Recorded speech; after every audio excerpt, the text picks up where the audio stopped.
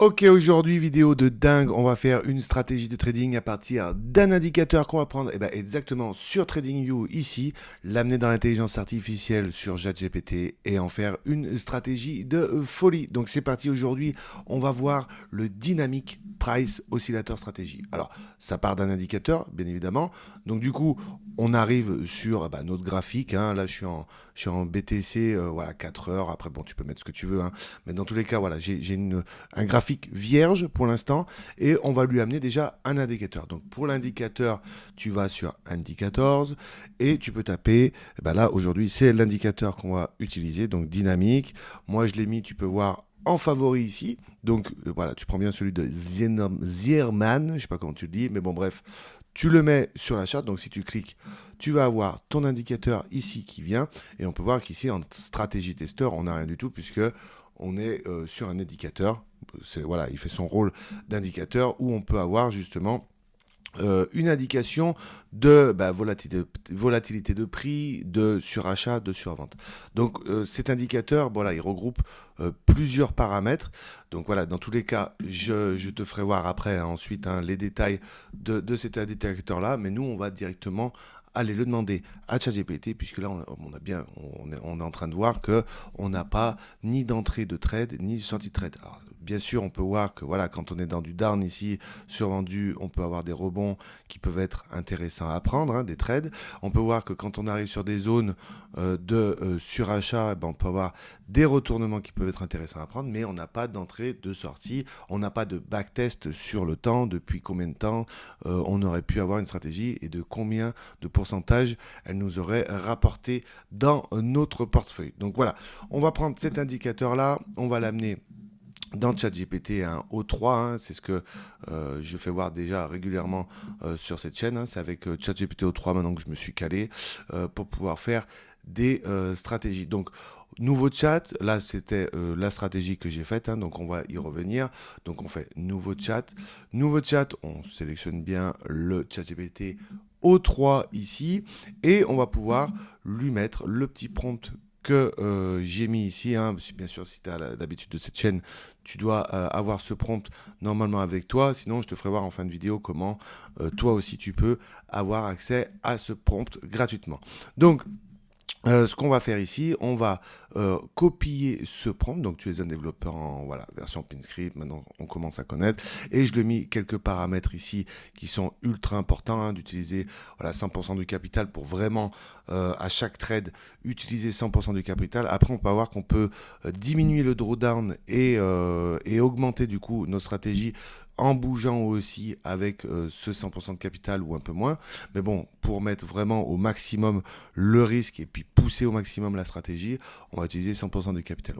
Bien sûr, on met des frais de commission puisque voilà, sur n'importe quel exchange que tu vas aller, tu paieras des commissions, des slippages. Bon, enfin bref, je te laisserai voir ça calmement. Nous, on va simplement copier ce prompt, d'accord? Hop, ici. Voici le code que tu dois convertir en stratégie TradingView. Donc, on fait copier. On va sur ChatGPT, hein, comme on a dit, ChatGPT. On le colle, d'accord? Donc, on a le truc ici.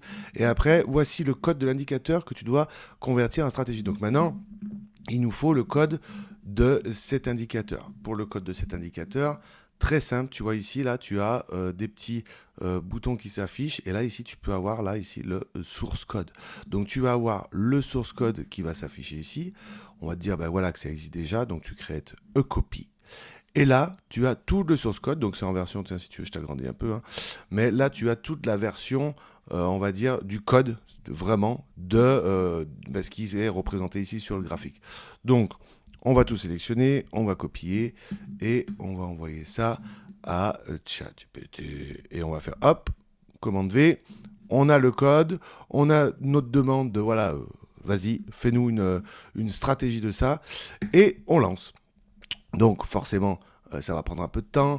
O3 prend du temps, hein, il prend le temps d'analyser, il prend le temps de faire une réflexion. Voilà, l'utilisateur a mentionné qu'il souhaite un script en PinScript version 6. Cependant, nous ne sommes pas offrir. Voilà, bon, il commence à se faire sa propre analyse. Si tu veux voir, tu peux cliquer ici, comme ça tu vois toute sa démarche, là sa discussion à lui-même hein, qu'il est en train de faire. Je dois ajuster les fonctions de commission de slippage dans la stratégie tout en respectant les paramètres. Blablabla. Bref, il est allé plutôt vite ici, hein, puisque justement, regardez, je l'ai fait en live, 24 secondes. Voici le code PinScript conforme à toutes les consignes. Ok, cool. Donc bon, je lui ai demandé de m'appeler à chaque fois Tonyverse. Tu peux paramétrer ton nom, bien sûr, pardon. Si tu veux, hein, dans justement les requests de ChatGPT. Donc voilà. Dans tous les cas, voilà, point de clé respecté, ticketé, version 6, machin. Ok. Donc il nous a fait ça. On va faire copier ici. Et on va retourner sur TradingView. Sur TradingView, quand tu es là, tu peux avoir Strategy Tracer, tu peux avoir ici, Manage Script, et tu peux avoir Create New, et tu peux faire une nouvelle stratégie. Stratégie ici, donc là, on n'a pas besoin de ça, hein. En général, tu le supprimes à chaque fois. Et là, vu que tu as copié ton code PinScript de la stratégie sur ChatGPT, tu peux le coller ici, tu fais Save. Et quand tu fais save, bah, tu lui donnes un nom, d'accord? Donc, on va pas lui donner ce nom-là, puisque je l'ai déjà, bien évidemment. Donc, voilà, on va dire test DPO. OK. Toi, tu peux mettre ce que tu veux, hein, bien sûr. Et tu fais save. Alors, on va voir s'il nous fait des erreurs. Alors là, pour l'instant, il n'a pas nous faire d'erreurs. Sinon, tu as bien vu hein, dans plusieurs de mes vidéos que je t'invite à aller voir, je te fais voir comment corriger ces erreurs. Donc du coup, eh ben, add to chart. Hein, quand une fois que là, tu n'as pas eu d'erreur, que tu as eu le code, machin, tu peux faire add to chart. Et là, on peut voir, d'un coup, on passe. Alors bon, on a l'ancien hein, dynamique, on a Tonyverse dynamique et on a juste l'indicateur. Donc on peut voir que déjà les deux indicateurs, voilà, ils n'ont pas été modifiés. On est sur la time frame 4 heures par exemple et on peut voir que l'on a l'indicateur qui correspond exactement à la même chose. Mais bon, pour gagner de l'espace sur notre écran, on va le supprimer. Et nous, on va aussi couper ça, comme ça au moins, tu vois pas les alertes, les machins, et ça te fait plus de place sur l'écran. Donc là, tu peux voir aussi que j'ai Deep Backtesting qui est engagé. Si je le désengage, on peut avoir toi tu l'auras peut-être pas parce que moi en fait j'ai pris l'abonnement TradingView il y a pas longtemps, j'ai un peu upgradé pour avoir beaucoup plus de backtest et pouvoir faire des stratégies un peu plus poussées, mais toi normalement tu l'auras pas, donc tu vas avoir directement voilà, cette forme de résultat que tu peux avoir. Donc là on voit 15%, alors 15% depuis quand on sait pas, on va voir tout ça ensemble calmement. Donc pour l'instant on a la stratégie brute, donc on est parti d'un indicateur et on a maintenant, donc d'un indicateur on n'avait pas d'entrée-sortie, là on peut voir que si tu vois sur les petites flèches, la petite flèche bleue eh ben, c'est quand il rentre en longue, la petite flèche violette c'est quand il sort de longue, d'accord, puisqu'on lui a demandé de créer que des longues, donc du coup et pas de faire de short. Après pareil, tu peux très bien lui demander hein, dans ChatGPT de faire des shorts. Moi, je te fais voir comment ça. Et après, le but, bien sûr, c'est de faire ta propre stratégie, d'avoir tes propres connaissances et d'adapter au mieux ce qu'il y a. Là, par exemple, on a pris un indicateur, bon, qui regroupe beaucoup d'indicateurs, celui-là.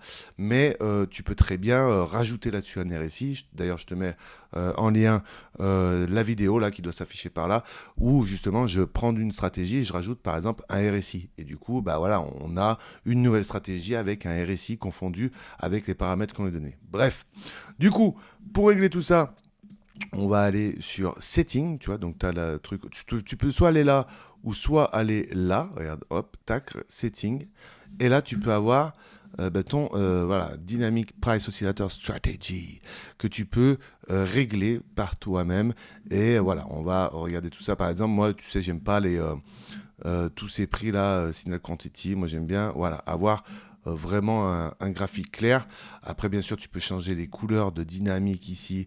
Dynamic Price Oscillator, par exemple, si tu l'enlèves, hop, tu vois que c'est la moyenne qui est ici et qui se balade, et donc dont on a demandé une stratégie. Alors, là, on a une stratégie pure. On n'a rien demandé, on n'a pas demandé, d'ailleurs, si tu reviens sur ChatGPT, on ne lui a pas demandé de paramètres de sortie et d'entrée longue, en fait, si tu veux. Quand ne déclenche jamais une position short, mais je ne lui ai pas demandé quand rentrer en trade et quand sortir de trade. Donc là, on a vraiment, c'est lui qui a fait sa stratégie, d'accord? C'est lui qui a dit, bah voilà, moi, d'après ce que tu m'as envoyé, d'après le DPO, ok, bah je rentre en trade, donc on va décortiquer ensemble, hein. D'ailleurs, attends, hop, juste avant que je ne me perde pas, moi j'aime bien mettre 1000, hop. Donc normalement, si tu mets 1000, ça ne change pas. Tu vois, si je mets un autre 0, hop, normalement 15,83. 15,83, tu vois, déjà, ça, c'est un bon. Si tu mets 100 et que tu as 1 million de pourcents ou que ça change les pourcentages, déjà, c'est qu'il y a un problème dans la stratégie, d'accord? Bon, bref, ça, on verra ça ensemble plus tard. Et donc, du coup, on a plusieurs paramètres que on peut modifier, le length et le smoothing factor. Donc, on peut voir que si on change le smoothing factor, par exemple, si je le monte à 38, ça va changer les ratios. Regarde, ça change sur le graphique. Là, on monte à 375. Alors, on est en 4 heures. On va régler aussi tout ça ensemble. Mais on peut voir que, tu vois, quand tu commences à bouger là-dessus, ben, par rapport à ce qu'il a fait lui, qu'est-ce qui s'est passé? Alors, pour faire ça, il va falloir analyser pourquoi. Quand lui, il rentre en trade, il sort quand en trade? C'est ce qu'on aurait dû faire avant, hein, puisque justement, là, je te fais voir vraiment basique. En mode, tu vois, en 2 secondes, tu t'es retrouvé avec une stratégie de trading et t'as pas forcément cherché le pourquoi, du comment, quand rentrer, quand sortir. Donc là, on peut voir que lui, il a l'air de rentrer en trade quand il re-rentre, tu vois, regarde là en bas, on est en bas là. Quand il sort de zone et qu'il re-rentre dans la zone, il rentre en trade. Et il sort, tiens, peut-être on aura une meilleure sortie là, peut-être, je sais pas, tac. Il sort de trade quand il a l'air de sortir, ou alors soit quand il sort du canal, ou soit quand il re-rentre. Donc ça, c'est à confirmer. Regarde. Est-ce que par exemple... Ah là, tu vois, là, il n'est pas entré de trade, il n'est pas sorti à la sortie de cette bande. Il est sorti de trade quand il est re-rentré dans le channel, hein, dans le Bollinger Band. Je crois qu'il y a un Bollinger Band là-dedans. Et donc, du coup, on voit les bandes de Bollinger high et low. Donc, du coup, il est rentré juste après être sorti. D'accord? Après, tu peux voir que, par exemple, là, il est rentré en longue. Il est rentré en longue, bah voilà, à l'ouverture. Donc, quand il est descendu tout à bas en extrême et qu'il est remonté sur le lower, d'ailleurs, si tu veux voir le nom de ça, hein, tu peux carrément aller dans Style.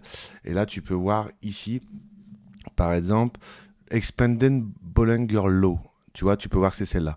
Donc, si tu sais pas le nom de justement ce que je viens de dire là, eh ben, c'est l'Expanded Bollinger Low. Donc, si tu veux aller dans les paramètres, par exemple, tu peux retourner sur ChatGPT. Tu peux lui dire, écoute, j'aimerais que tu rentres en longue. Imaginons, hein, je dis pas, parce que là, je trouve que c'est plutôt bien ce qu'il a fait. Mais tu peux carrément modifier en disant, moi, j'aimerais qu'il rentre en longue quand elle croise à la hausse. Genre là, c'est à la hausse, et là, quand elle croise à la baisse, donc l'expander band. Bon, tu as compris le délire.